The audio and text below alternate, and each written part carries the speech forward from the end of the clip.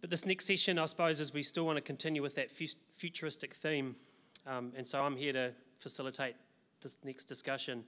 And the question that we've posed to our leading team of dairy company leaders is, what does the new strategy mean for you? And what is your view on the future of dairy? So it's now my pleasure to introduce to you, I'm sure, a very engaged and no doubt future-focused panel. Our first speaker today is John Wilson, a local man from TA. John needs little introduction following his 15-year term on the Fonterra board, including the last 6 where he's been the chair. A long time spent serving his industry and has been through a lot of change. Our second speaker is Steve Allen, another local man from the other side of Hamilton this time. Steve's been on the board of Tatua since 1996 and has been chairman since 2003. Correct? Good so far. Steve's a 5th generation dairy farmer, and we wonder what our industry will look like in another 5 generations. So welcome, Steve. Another Steve this time is Steve Koekemoer. He's the current CEO of Open Country Dairy, specialising in building highly efficient processing facilities. Steve was a startup member of Open Country Dairy and has held the CEO role for the past 6 years. And finally, Richard Wyeth, our final panellist, is the CEO of Miraka. Been involved in the development of Miraka right from the beginning after having a long history in the dairy industry. Richard is a great addition to our panel, so welcome as well. So the plan for this session is that our panellists will each present their thoughts on the dairy industry strategy and the future. Once they've all finished their speeches, we'll have a question and answer session. But first, it's my job to provide a bit of context to this discussion. I'm going to give you a bit of a refresh of the refresh. So I'm sure you're all aware that back in November, we, and that's a collective industry we, not the DairyNZ we, launched the new dairy industry sector strategy called Dairying Tomorrow. It was created in a joint effort between DairyNZ, Federated Farmers, DCANZ and Dairy Women's Network in consultation with a wide range of stakeholders. It recognises there are many challenging issues and opportunities that lie ahead of us. The spotlight is on the sustainability of dairy farming, and while we are proud of the steps taken by dairy farmers towards being more sustainable, we know the job is not yet done. Our stakeholders were clear that we must do more to demonstrate that we're taking action in the environment and sustainable natural resource use. Across all the feedback has been a common theme of the central importance of our people, the need to bring talented people into our sector, to care for them and to help them develop their careers. Our farmers too told us very clearly that they want options and solutions to help them farm sustainably, and to achieve this we know that technology and innovation will be key. Overall, farmers were incredibly ambitious for our sector and the role it can play in a prosperous, sustainable New Zealand. To achieve this vision, we have made 6 core commitments with respect to our environment, our farms, our consumers, our animals, our people and our communities. Each commitment is supported by a number of goals. Some of the goals are concrete, while others are more aspirational. Some are immediate and some are long-term, and I'm just going to quickly flip through them. So commitment 1, we will protect and nurture the environment for future generations. This is about taking more of a leadership role in improving our waterways and helping New Zealand meet our international climate change commitments while supporting the development of a 50-year vision of sustainable land use in New Zealand. We want to work with other sectors to develop a sustainable land use blueprint that will help the whole primary sector as well as the communities and policymakers.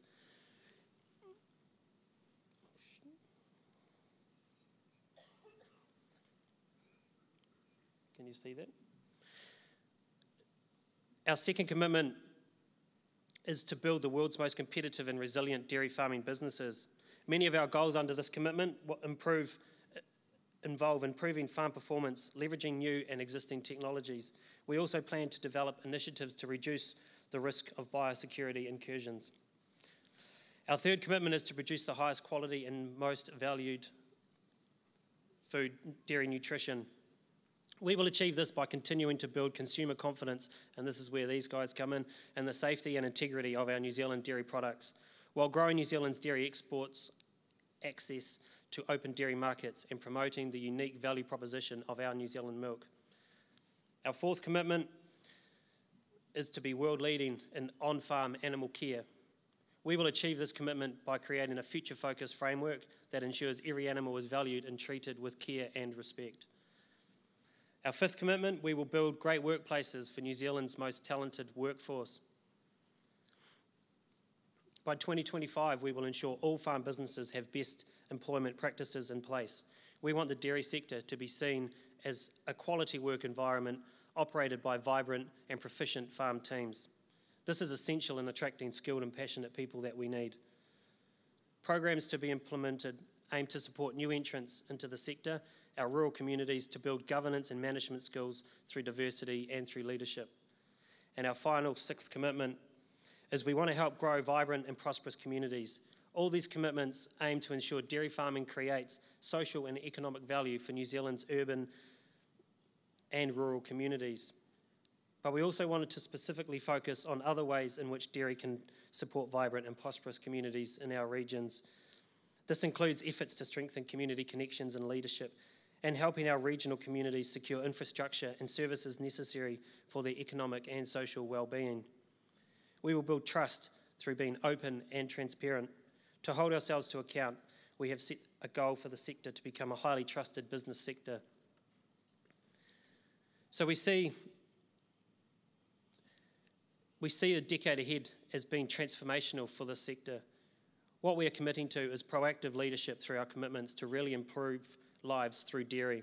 It will be a challenge, but the development of this new strategy has highlighted what is unique about dairy.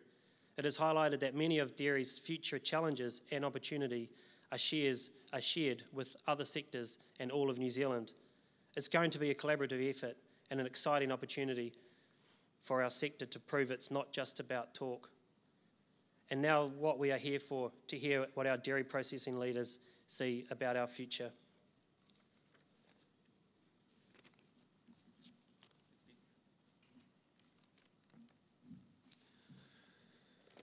Thank you, Ben. Look, I just want to make a couple of comments. First of all, in relation to how I see this from a farmer's perspective. As Ben touched on, I farm just down the road, as many of you know. And then make some comments from a customer perspective and what our response within Fonterra is alongside Dairy New Zealand to this important Dairy Tomorrow strategy. For me personally, as I'm sure it does for most of you, if not all of you in the audience, the strategy means exactly the same for me as a dairy farmer as it does in my role in Fonterra. Like I'm sure virtually everyone in this room, I've spent a huge amount of time thinking about sustainability not only across the environment, but also our communities and our people, and most importantly, as has been touched on this morning, economic sustainability, because that is required before you can get moving. A comment that I want to reiterate today on a number of occasions is that we all should be incredibly proud of how far our thinking and our on-farm practices have come in an incredibly short amount of time. You can go back to myself as a child running around our farm, then working on our farm, and even if you just go back 5 to 7 years ago and how different it is on our farms today, not only in what our community expectations are, but our reaction and most importantly, I think for many of us, which is front of mind, our on-farm environmental practices. And so thankfully, we continue to develop technology and innovation to meet those challenges and seize opportunities. As Ben just touched on, the Dairy Tomorrow strategy is another very important, and I agree with Ben, an exciting step forward for us as dairy farmers, and certainly for the wider industry, which is what the four of us will probably speak to today. We've heard a little bit about transition this morning. It's one of those words that have become front of mind for us all. We're used to transition. We've been transitioning for a very long period of time. And this strategy is all about how we transition and how we respond to the requirement to change at a far faster rate. The commitments within the strategy are future focused, and they will undoubtedly stretch us as an industry. It will take many of us outside our comfort zone at times, but that's a good thing. because we are an industry which is known for its innovation, whether it's within the farm gate or beyond the farm gate. And I personally have total confidence that we will respond, that this industry will continue to meet its community expectations, and those community expectations, of course, are lifting on a continuous basis. We have a fantastic can-do attitude. Always remember that. That attitude will continue to hold farmers in a very good stead going forward. However, we are at a time with these rapidly increasing expectations, and those expectations are actually driven by ourselves. They're driven by ourselves, by our communities, and importantly, by our customers. See if this is going to work. Yep. This slide here is out of our sustainability report. And it's the thing that's important to touch on, as I just said, the significant investment and progress we've made across our historic sustainability goals. So Dairy Tomorrow is the next step, but we've actually made significant progress from where we have been historically. Like every industry, unfortunately, we do have a tail, and sometimes that tail can be a little bit too long. We have poor behaviours within some of our farmers. And yes, we need significant R&D and technology support to meet our goals, but again, progress has been significant. The strategy, to me, I think it's very important, this notes the alignment in the ambition between the wide range of stakeholders consulted with, so communities, customers and farmers alike all shared equal ambition, and in fact, farmers' ambition was probably out in front. The strategy will guide the future of our business, and it's important that Dairy Tomorrow supports an industry that allows farmers to thrive individually and as a collective. Arguably, dairy farmers have put more time and resources into farming more sustainably than any other agricultural group, whether this be environmental, economic or workplace and community-driven outcomes. However, Dairy Tomorrow rightfully resets that ambition. It's a strategy, so it's there to guide farmers and, importantly, our management teams alike to provide focus, to provide energy and a common goal to strive for. And as a farmer, we all must have confidence that this strategy will focus the efforts of those around me. From a leadership perspective, it's pleasing to note the interest that has been put into the strategy from many of our stakeholders, including some of our greatest critics. And as we've seen today, feedback from new ministers is acknowledging progress that has been made and where we're heading. However, we have to get on and make this happen. It must be converted into action. So for Fonterra, trusted goodness is very important. Our customers are increasingly valuing outcomes that are consistent with the commitments and goals of this Dairy Tomorrow strategy. For our farmers, this should provide both confidence and opportunity. Internationally, we are pleasingly starting to see customers paying a premium for our products because of our pasture-based system, sustainable practices and strong animal welfare standards. Our trust and source strategy is probably the single most important initiative that we have and helps us earn that premium on our farmers' milk. I was interested listening to Cameron this morning comment that he's seeing New Zealand dairy prices pulling away from the others globally. This is one of the reasons why that is the case. And we know on farm that we are grappling with these changing environmental expectations, often having to make investments ahead of sound advice and sound science. In Fonterra, we are providing world-class tools and services to support our farmers, not generically, but farm by farm, business by business, as we respond to these opportunities.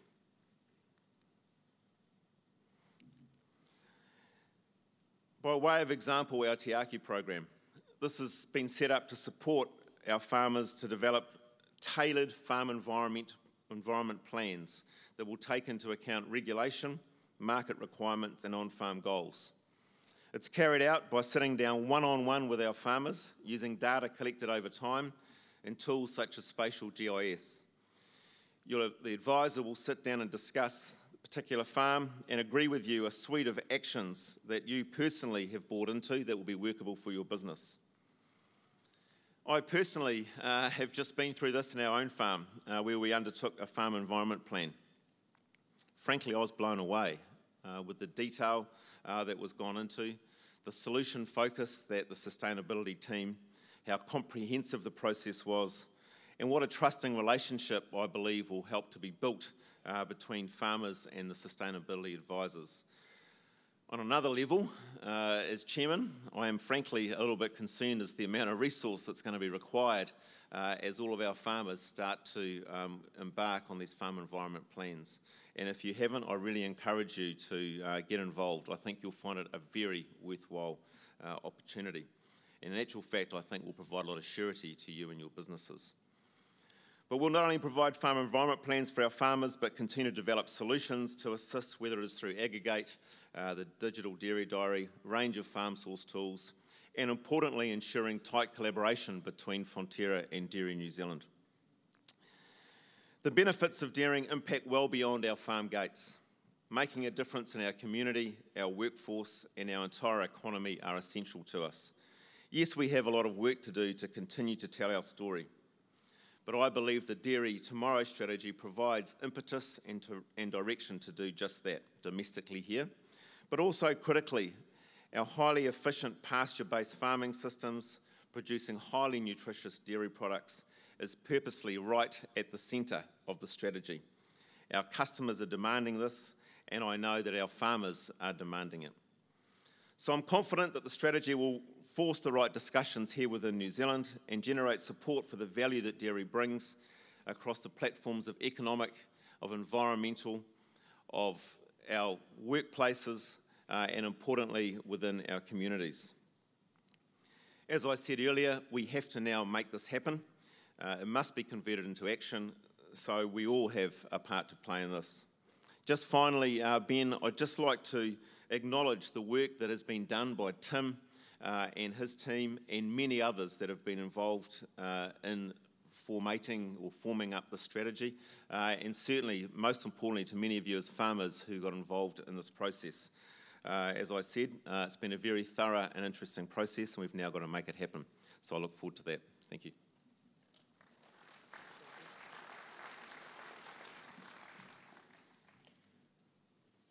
Thank you, John. Steve, you want to come up now and do your bit? Not really. You'll be fine. Some water? Yeah.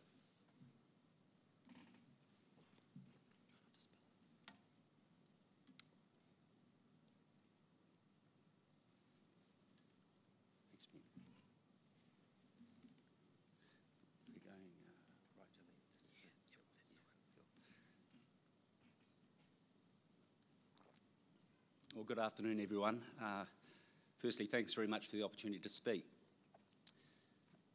I'm not used to speaking to big audiences. As a company, we represent about 1% of the industry. So if there's 800 people in this room, we'd have 8. So it feels a bit different, but it's great to be here. The way in which we've tried to think about the industry strategy is to relate it back to our purpose. And purpose is why we do what we do every day. So it's our reason for being. And in the case of Tatua, it's tied up in its name. And for those of you who aren't familiar with Tatua, we are 104 years old this year. We do have about 112 farms, probably represented by about 70 families, and we're little in international terms, but we do try and make a big difference. The name Tatua itself is derived from the flax belt, which sits across the abdomen of a Maori warrior. And what this symbolises is the protection and the enrichment of future generations, protection of the unborn child, actually, and the enrichment and the well-being of future generations.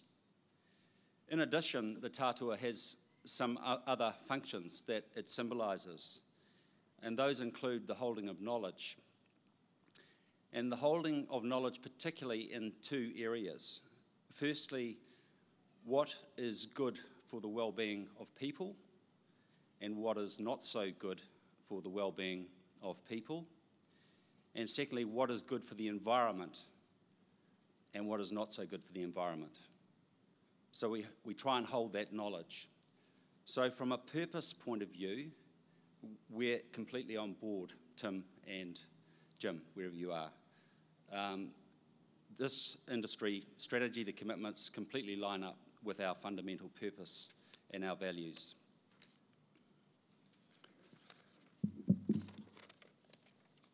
So why does this industry strategy matter? You know, what does it mean to us as a farmer? And I'll try and explain this as, you know, in farming terms. Firstly, it's worth revisiting this concept of added value, which as a company we've talked about and worked on for a long period of time. And added value really only becomes real when that value is recognised by our customers. And it's recognised when they pay a premium. So there may be a whole lot of reasons why a customer, such as the one that you can see in that picture, may pay a premium. And historically, it's been in relation to things such as the quality of our ingredients, our products, the service that we provide, the safety of our products, perhaps the reliability of what we do. And in the past, we've probably looked at that from a company point of view in the middle and said, how can we add value to our farmers' milk? And that's worked for us. But the big change that's happening now, and we're talking about it all the time, is our customers now want to look beyond the company and right down to the farm. So what is happening on the farm is both an opportunity to create value in the eyes of our customers, plus an opportunity to better mitigate against risk. And if you think about business, it's about risk mitigation, but it's also about prospering. So when we talk to our farmers, and I'm trying to share this with you today, we don't want to see this as compliance in the far left picture, animal care as opposed to welfare, perhaps food safety, health and safety, people in the middle. What we want to look at this is actually, it is a great opportunity. It's an opportunity to protect ourselves, but it's also an opportunity as an industry to gain a premium. We've also heard a lot today about technology and the role of technology and the change in technology. And I'm no expert on blockchain, but our customers do want an emotional connection with the story of where does my food come from. And fortunately, we're going to be able to prove where our food comes from through technology. So there's a future here today where it is possible that every physical product will have some form of a digital history. And we'll be able to trace the origins, the attributes, and the authenticity of the food that we produce. So as farmers, I think we've got to start thinking about the concept of food provision and think about what we do on farm and how it affects the perception of those customers and those consumers about where does my food come from. Looking forward, and again, we've talked about a migration or a movement to change, and this is all about change. And as farmers, as John has said, you know, we're great at adapting as farmers to change and taking on new challenges and innovating. And so there's no doubt in my mind, I'm absolutely confident that we've got the ability to shift and to move. And the way that I'd look at it is perhaps we place value before volume. Because volume's not a bad thing, particularly if it's at a premium. So there's talk about moving from volume to value. I'd flip it around the other way and say, let's just place in our minds value before volume. And if we create real value in the eyes of our customers, we'll get the volume. And that's a good thing. So we don't want to shrink our enterprises. What we want to do is have our customers recognise value and give credit where credit's due. There's also a perception globally that farming is becoming industrialised.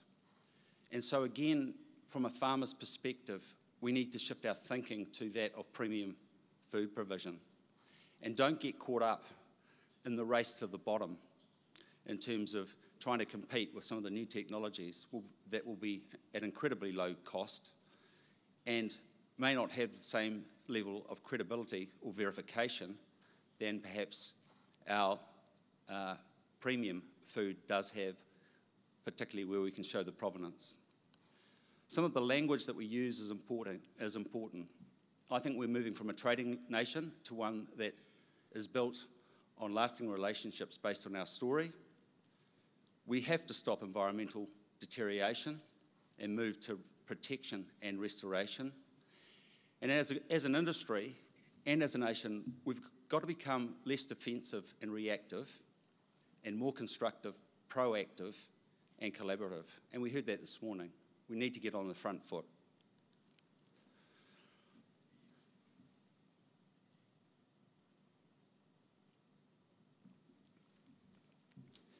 I've heard it said that Jack Ma from Alibaba described New Zealand as possibly becoming the best country for the world, as opposed to in the world, which is a very interesting concept, the best country for the world. And in addition, I happened to hear David Parker speaking a couple of weeks ago in Auckland, and he talked about New Zealand being a beacon of hope for the world. And he listed out some of his priorities, being one of economic prosperity for our people in New Zealand, the fairness and egalitarian nature of New Zealanders, a clean environment, and civil law and liberties. And it's pretty hard to argue that those aren't all good things. I'm completely on board with everything that's listed there. So as food producers, perhaps we want to keep in mind that these are great aspirations and that we've actually got a responsibility to support these ideas and aspirations. And what it'll take is a lot of work, a long time, and sustained action. But the notion that I'd like to put to you is that we can be better today than we were yesterday. And as John's described, we are way better today than we were yesterday. And we can be better tomorrow than we are today. And it's pretty simple. And if we wake up each day and say those words in our minds, we'll come a long way. Just some final thoughts on how we change, because change is a frightening thing for people. It's a frightening thing for farmers. I believe our advantage should be based not just on the standards that we set on farm or in our factories, but also on the values. And values are behaviours. So I've got a picture of Eliza there, and she's definitely got standards that she's trying to pole vault to. But the thing about Eliza is, although she is not yet an Olympic gold medalist, she's taking the country with her because of the person that she is and the values that she espouses. And so the behaviours that we take on farm are really, really important, as opposed to just meeting a metric target, because some of the targets that are in place today will be different tomorrow. And so somehow we've just got to start to move with the right behaviours in the right direction. And that's all about putting people first and foremost. First, second, third and fourth, people. Because without people, none of this will actually happen. As leaders, our job is to try and create the climate and fight and protect on our industry's behalf. And advocate is probably a better term than fight. I've heard, again, David Parker talk about the three ways that we can create change. One is through regulation, one is through education, and one is through price. And I would suggest that we can use a slightly different language. But as leaders, we need to, on the regulation one, we need to try and work with the legislation makers to make sure that we've got sensible legislation that is not just defensive and protective, but is also enabling. Because at the moment, we do have legislation which works, in some instances, works against itself. Secondly, on the education side, we do, as an industry, we do need tools to make the changes that we need to make. There's absolutely no question about that. And finally, and least not last, we need to recognise and incent farmers to move. And that can happen publicly through various forms of recognition, but it can also happen at a company level. And as a company, we actually have provided incentives for some of the things that are measurable. The difficulty with incentives is, actually how can you measure something that is perhaps quite subjective? So those are some of the things that we're thinking about as a company in terms of how we go forward. People first, not just the standards, but the values. And what can we provide for our farmers to help them to change? This being impossible is not true. Impossible is just someone's opinion. It's not a fact. So we can actually do this. Thanks very much.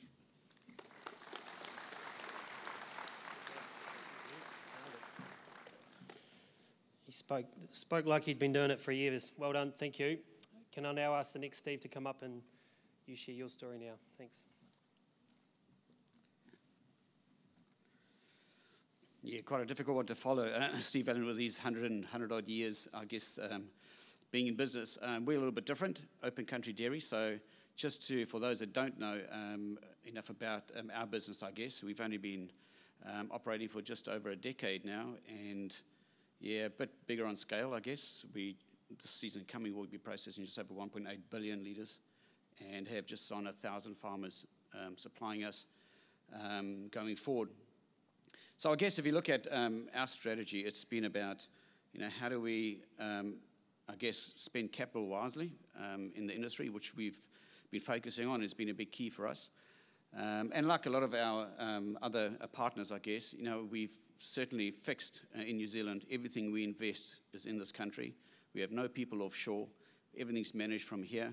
So we're trying to add value to the milk that we've got and then export it. So that's really been our strategy since day one. And farmers that supply us has always been about a partnership by choice. So those farmers that are in the room, I've seen a few of you. Just thanks for attending today's session as well. A few of the, I guess, as I move through the slides, I'm going to take a bit of a different view, I guess, more from OCD's view, how we can enable a few of these things for our farmers and the initiatives that we have been working on in the background.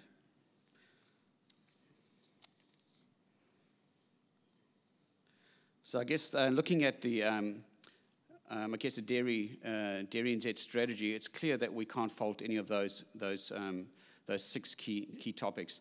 And we firmly behind them, and we've been part of that strategy as it's being developed. So it's a good thing for New Zealand, and certainly a key for us is how do we go about making that a possibility going forward, knowing all the constraints that a lot of farmers, live with on a day-to-day basis. So the 4 key things that I've just got here is, we need to get more from our milk. So we know that's certainly a driver for us. Managing risk, having a more connected industry. So it's not, and there's a few players that have sort of come up over the years, and we need to make sure that we're all on the same page, I guess, as we tell the same story, from New Zealand. And then telling that story. So it's very important for us to make sure, rather than an individual company's view, it needs to be a New Zealand story, because all the products, there may be more competitors that come up, and competition's good. We believe that's required, to make sure that we're always competitive at the farm gate. And if we're competitive, farmers will have the money to do the things we need them to do. And from an environmental perspective, that's required. So getting more from milk, how do we do that? I guess Steve Allen's taken one of my lines, from us not racing to the bottom, but we're trying to race to the top. But we have to do it in a planned way. So we got, the first one I've got on the slide is specialisation. That's not just specialisation at a company level. So just to give you a quick stat, at Open Country Dairy, there has been a perception, I guess, that it's a commodity supplier. And less than 25% of our product that we export is commodity powders. The other 75% of our product is actually in what we call the high value sector. So specialised powders for certain functional requirements that those customers need. So we'll continue to work down that path. At the same time, we also support farmers who want to change their farming practices. A big one, I guess, that some may know and some not. We've got a large organic pool that we've kicked off down in Southland, which has been 2 years in the making. So our first product will come out in November this year. and that's a huge milk pool, probably one of the biggest in New Zealand. So we believe that there's a place for those products. So coming from the southernmost region of dairy, high quality milk, pasture based. Shit, why won't people buy it? It must be the best. So we need to make sure that we can tell that story and deliver value for those farmers. And we're working down those paths. And there's a lot that a lot of our competitors are working on. We all know about A2, that's sort of been in the news. There's grass-fed, all those things. I think there's value there, and we'll continue to explore them as they are. Sustainability. So clearly sustainability is a big thing, and the reason we're here today. We're certainly behind the drive, and we know for us to achieve the things that we want to, we need to be able to tell that story. And for us to tell that story, we need to make sure that our farmers actually are on the same page like everyone else and ensure that the world believes it, and certainly we do, and we support them 100%. And the last one I had is market access. So market access for us is a key thing for our farmers as well, having the ability to access a lot of markets around. There's a lot of good work that goes on, but we need to have options. So all these products we're developing needs to find a home. And all these products we're developing, remember, there's one reason why we're doing it, is that's to get a higher return back to the farm gate. If we get more return back to the farm gate, that means farmers can actually do the things that they need to do.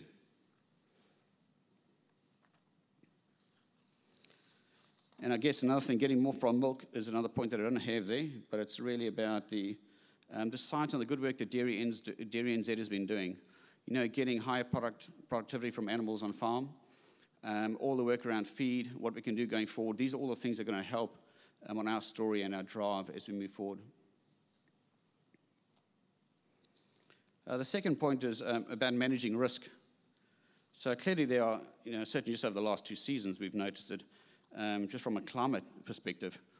We have issues when we have very dry weather, very wet weather. It becomes an issue, a challenging issue in markets, something we have to live with. But there are a lot of farmers that actually manage that very well, and there are some farmers that probably not so well. And it's part of our job. I'm on the road at least 2.5 months of the year, talking to farmers around New Zealand. So I spend a big part of my time doing that and making sure that we not just educating, but assisting our farmers in making sure that they can change. And I have obviously a team behind me. I'm not doing it on my own, but it's a big drive for us to try and help them mitigate against some of those risks. Biosecurity was mentioned earlier today. Certainly a big key, again, for us, making sure that we can protect, I guess, what we have in New Zealand. So certainly we support, I guess, the comments were made earlier in the day about biosecurity being key, and so we're fully behind that. Certainly with decans, all dairy companies, it's a very common theme. I've got another couple there that are, faster paybacks. You probably wonder what that means.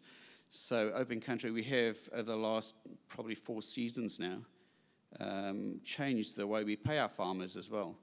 So we pay our farmers a lot quicker. So as soon as we get the cash, we pay our farmers.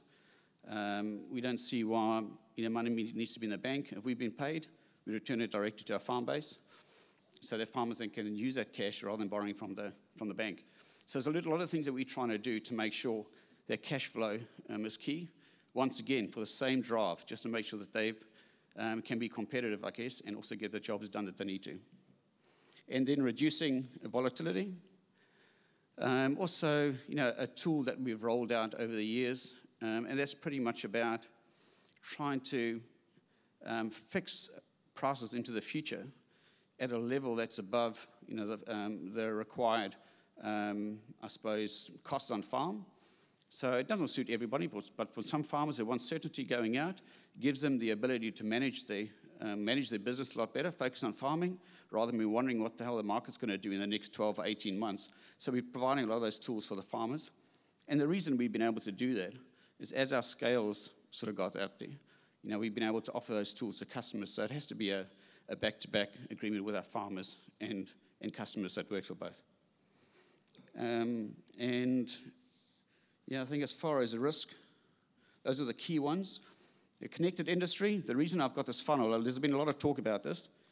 So for us, this is quite a key thing for certainly what I hear from farmers as I travel around, is there's a lot of information that's collated all over the place.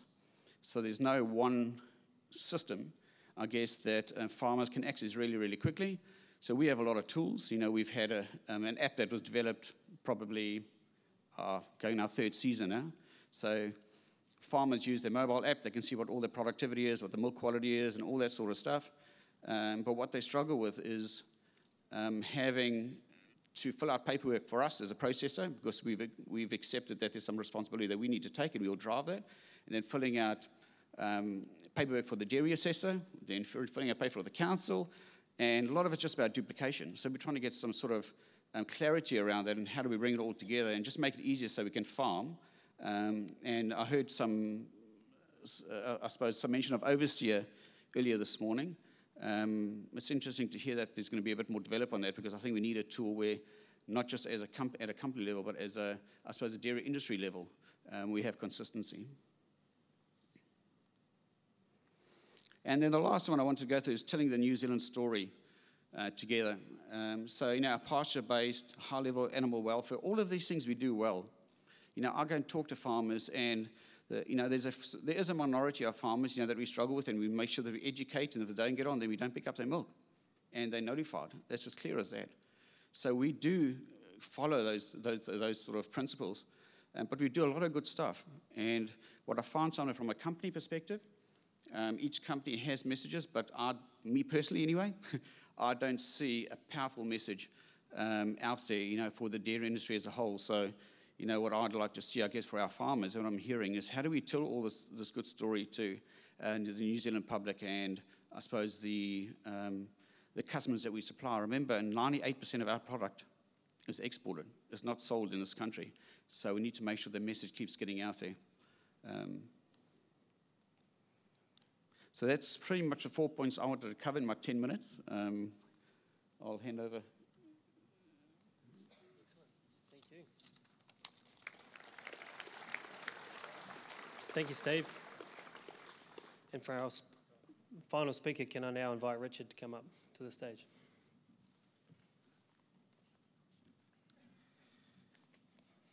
Ki te mihi nui ki koutou katoa, ko Richard Wyeth aho, ki te Chief Executive o Miraka, no mai haere mai. Tēnā koutou, tēnā tātou katoa. Thanks, Tim and Jim, for inviting me along today. It's a pleasure to be here in front of 800 people, they told me, and like Steve, I've only got 130 suppliers, so it's unique to be in such a big room, but thank you very much for having us. Miraka is milk, Miraka means milk, and we're the only predominantly Māori-owned dairy processor in the world. Our vision is to nurture our world, so we're very well aligned with the Dairy Tomorrow strategy. One of the unique features of Miraka is we run on geothermal steam, and we also have electricity from a geothermal power station. We have a worm farm next door that utilises that we send all of our factory wash water to, and all of our clean wastewater is irrigated onto land. Recently, in fact not recently, 2 years ago, we have developed Te Ara Miraka, which is our farming excellence program. It's an excellence program where we incentivise our farmers in 5 key areas. Those key areas are milk quality, animal welfare, people, prosperity, that's you, the farmers, to make sure you're making money, and the environment. So as I said, we're very well aligned to the Dairy Tomorrow strategy. And I've been asked to provide my view of the future of dairy, and I can't concentrate on all 6 areas, so I'm going to focus on 3. And strategy is really important because it provides a view of long-term goals and objectives, the actions required to achieve those goals, and the allocation of resources, those resources generally being money and people, that's your money, your levy-paying money, required to carry out the goals and objectives. So it's really important that you've read this document. How many people have read it? A few brave people put their hands up. So if you haven't had a chance, do read it. It has been summarised, but it's your money being spent, so make sure you do engage with the Dairy Tomorrow strategy. But even if you haven't read it, one of the things I'm going to ask you to do today is take some action. And just by being here today, you've shown you are prepared to get engaged in the game. It's really important that we take a stance with balancing the argument, and that's one of the first things I'm going to talk about. But before I get there, I just want to acknowledge the resilience of you as farmers. I went through, in my 13 years in the industry, recent or current issues: M. bovis, nitrogen, phosphorus, poor payouts, E. coli, greenhouse gas emissions, DCD, melamine, 1080 threats, botulism, bobby calves. There's not many people have had to deal with that many issues, and that's probably in the last 5 to 6 years. And there will be more. And some of those issues we needed to be more proactive about as an industry, and some of them are black swan events where we had to react. Regardless, we've had to deal with all of them. And the fact that you're sitting in front of me today means you are prepared to take action. But there are some great things about being a farmer as well. This is my view last weekend. Most of you will know what I was doing. Now, this is on a farm down in the Wairarapa. It's a 4th generation farm, and when I was talking to the elder statesman in the room, he said to me that when they first moved onto that land, they had about 2 inches of topsoil on their flats. Today, they've got over a foot. That is through using that land effectively and making it right for future generations. Now, there's no question we have to do things differently as farmers than our forebears, and I think we acknowledge that, and I certainly hope the people in this room do. So the 3 key things I want you to focus on. So it's not just about Miraka. We're already doing it. We've been doing it for 2 years. But we need to get the balance and the argument right. I just grabbed some shots off Google, really quick stuff. You know, streams being polluted, 79% increase in sewage outflows into the sea. You know, this was just the other day, polluted waterways, but Auckland Council won't let staff clean it up. So the media are actually reporting these things. So there is a bit of balance there.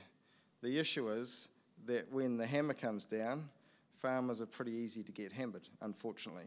Councils and metropolitan areas aren't. I grew up in the Wairarapa. The river I grew up in, the Ruamahanga, is not as good as when I was a kid. That needs to improve, we know that. But it's a combination of some farming practices, but also municipal issues. And Tim talked about that the other day when he was interviewed.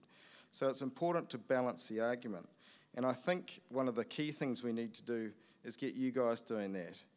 It's important, and I've got an example there of Derek Daniel on the right-hand side. Now, he's a fantastic Rathkill College old boy. Any Rathkill College old boys in the room? No, we're a bit far north. Anyway, he was ducks in 6th form and ducks in 7th form. He's a really clever guy, but he's a farmer. And when farmers start talking about issues, and he talks about ruminants and the fact that dairy has increased, but on the balancing side of that, sheep has decreased, and so have beef cattle, he's actually advocating for you as farmers. But we need more people like Derek having an argument.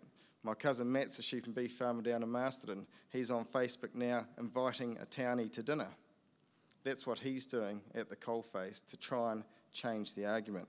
And if I can do anything, it's to challenge you to pick up the mantle and do something yourself. Don't rely on an executive like me who gets paid to tell the story for you. You've got better stories. I've been to some fantastic farms. We just need to get out there and share those with the world. So, write your article, get training. You've had heaps of good stuff today to hopefully get you excited, so get out there. And if you're not prepared to go into the media, stand for council, stand for regional council, go for central government. But there needs to be some change, and you can't just rely on Fonterra, who have done a fantastic job of doing media and ads. It's more than that. People want to hear from people, and I think that's important. I want people. I had an example the other day of a farmer saying they've actually had a gutsful. They don't want to actually acknowledge to people that they're dairy farmers, and that's not good enough. You need to be proud of what you do, and part of our job as dairy companies is to provide you with at least some information to be able to fight the fight, and not a fight, but win the debate when you get into those environments. So that's our job as dairy companies. The second thing I want to focus on today is people. People are actually absolutely critical.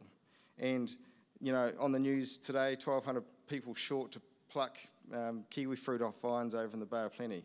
That's a continuing issue for the dairy industry as well, and will continue to be the case. So I challenge you as owners of farms to make sure you invest in your people, that you train them, because it is really an investment, not a cost. If you do that, your businesses will succeed. As our business, we invest a huge amount of money in training, and I'm sure the rest of the leaders do as well, making sure their staff are operating at an optimum level. It's absolutely critical. So don't give up. One of the things that I think is important, and it's a bit doomsday, some of the message we got today, was try resetting. I mean, as I say, we incentivise through Te Ara Miraka, through our program, If you don't like regulation and if you don't like change, pay someone to do it. You know, look at investing in a person to do that work for you, because it's not going to go away. I put this slide up here because it's something I've said to our suppliers, to Miraka suppliers for some time. Take change by the hand before it grabs you by the throat. Change will be constant. We've heard it all day. And you can bash your head against the wall, but it will grab you by the throat eventually. So take it by the hand and look after future generations.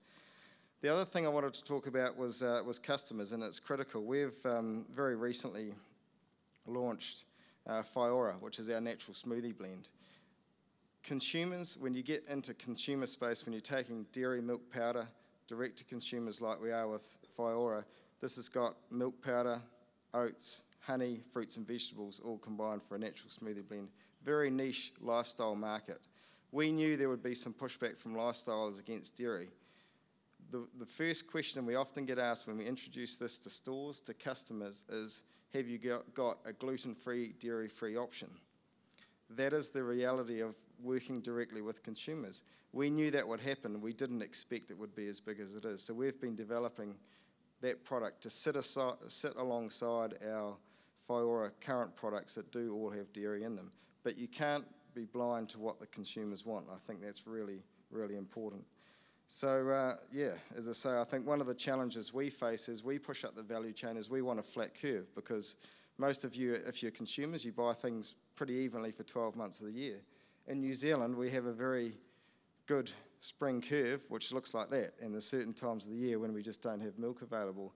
And that's one of the challenges I see as we try and listen to our customers and put products into those customers, because it's certainly a global competitive advantage for us at the moment, having a relatively low cost of milk production.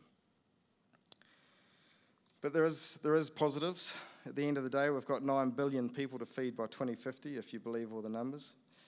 We can't restrict population growth, and it's an interesting thought if you think about that.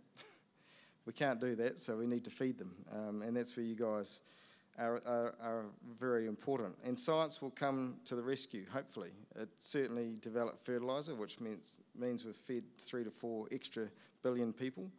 And look, it will create synthetic meats and it will create synthetic milk. You can't change that. You need to be aware of it and keep an eye on it, but you can't actually change it. And I think what sits for New Zealand is that we can continue to develop well-branded products. And A2's been a fantastic example of adding value via brands. Warren Buffett invests in Coca-Cola, not because he likes sugary drinks, but because the brand value is $100 billion and it's resilient to ups and downs in the economy. So I think that's a real challenge for us. Last thing, because we're getting short on time, is I want you all to communicate. I think each and every one of us needs to learn to communicate more effectively. And especially in forums outside of this, we can pat each other on the back and say how good we are here. We can go on Loey's show, and that's great, but the audience is not the audience we need to get to. We need to target those people who can't do without their flat white every day. And I think for us to lift the dairy brand up, that's a key challenge for everyone. So we do need to make change, and please be part of that change. So again, thanks for coming along today. Remember, don't forget, dairy and milk is one of the most nutritious liquids in the world. It nurtures our world. So please don't treat today as just a day off the farm and tomorrow. Let's balance the argument with the politicians to make sure the cities pay as well as the farms. Let's listen to our customers and understand what they want. And let's look after our people. That's yourselves, your neighbours, your staff, and communicate effectively. Tell your story. But whatever you do when you leave here after 2 days, do something. Otherwise, it's been a waste of our time, yours and mine included. Thank you.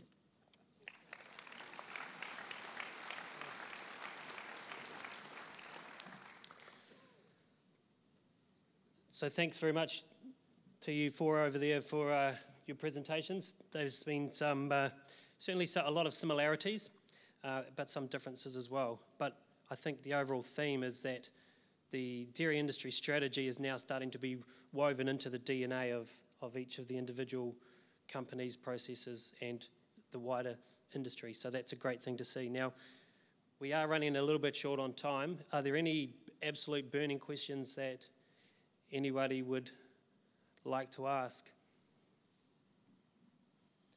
Any or all of the panellists?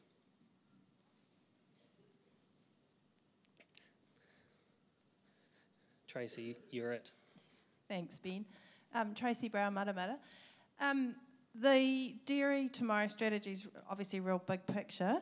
How can farmers, and Richard's talked a little bit about having a voice, but how can farmers at an individual farm level connect with it?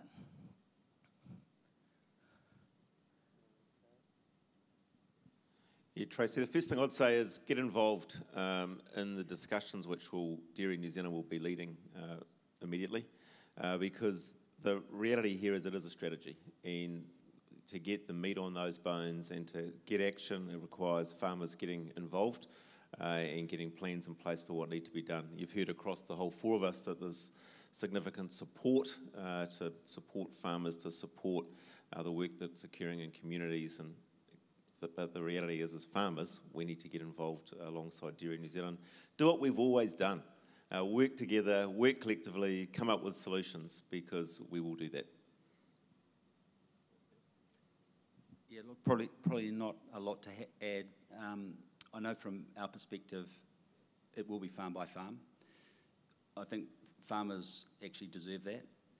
And you might say, well, it's not many farms, but it's a relative thing. So we believe that our program will be farm by farm. We really need to get alongside the families. And there's a real mix of generations. There's a younger generation that will adjust to the technology and the tools very rapidly. And there are others that are very, very fearful and are wondering, as Richard described, whether they should close the farm gate and do something else. So I think we owe it to our farmers to spend the time to bring them in, to help with the education, to provide the tools, and to remove the roadblocks. You know, we've got to, we're asking people to do a lot, and we need to take away some of the stuff that actually doesn't matter or is at lower priority, and concentrate on the stuff that's going to make a big difference.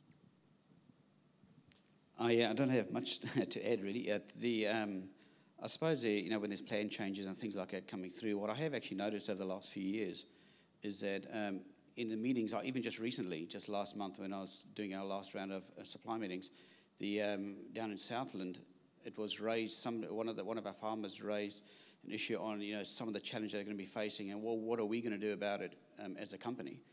And obviously we always support them, but the difference this time was a lot of farmers in the room actually stood up and said, well, they need to get together. If changes are coming through, rather than just sitting back and waiting for this to come in France, this wouldn't happen. But yet, everybody sits back and not getting involved and then complains about the result afterwards. So I'm certainly sensing a mood around a lot of our suppliers that there is certainly a lot more motivation now to get involved in those discussions.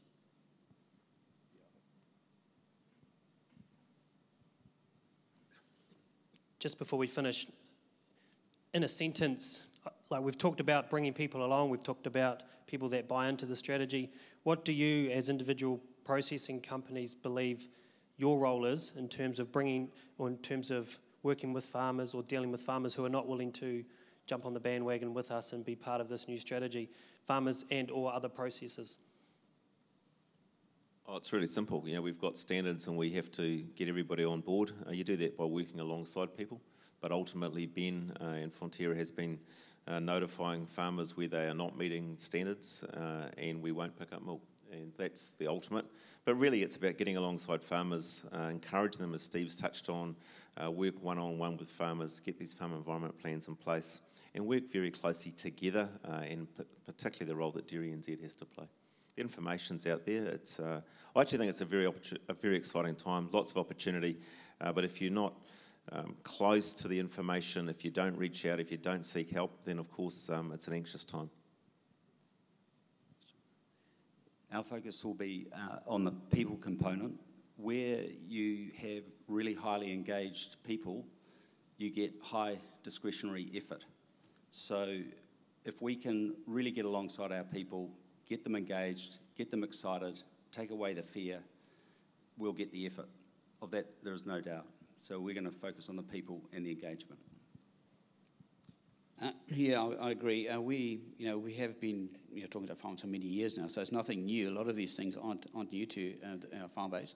I think the challenge we have is some of those farmers that potentially don't come to the meetings. So we've had to spend a lot of time making sure we identify them and make sure everybody hears the story. I guess the challenge that we probably expect to face, well, certainly us as a company, is the issue around nutrient management rather than the others. A lot of them are sort of black and white, what you need to do. So I think there's a lot of work that has to happen there, I guess, in the industry, not just us. But I think it's just working with the suppliers, making sure that we can assist them getting there. Yeah, it's a good question, because I think from our perspective, and we've had areas where some suppliers haven't delivered to the standards, and actually when you go and understand why, so I think that's the first question, is why. And look, there's been mental health issues at times, so you can't necessarily guillotine everyone, to be brutal. Firstly, you have to understand why. And if there's conscious, I guess, disregard for standards, then like John, and I think everyone is the same, we need to take a hard line. And I think you guys need to take a hard line, because you're actually closer to your neighbours who aren't doing the job either. But there is times when it can be a mental health issue or something like that. And I think it's important we communicate, and that's why I talk about it. And I think, Steve, for us, people is important in communication to understand those things. I mean, it was interesting, the comment earlier around the 80s post-traumatic stress, and I think my father certainly suffered from that and certainly didn't communicate, and still doesn't to this day. So I understand what it's like to be part of a family who's going through tough times. So I think communication is critical, but as an industry, we can't let poor standards be the new norm, and that's key. Very wise words. Richard, Steve, and John, thank you very much for your time. Thank you for your honesty. Thank you for being up here and presenting the story of your respective processing businesses. This is the end of this section, so can we give our speakers a round of applause, please?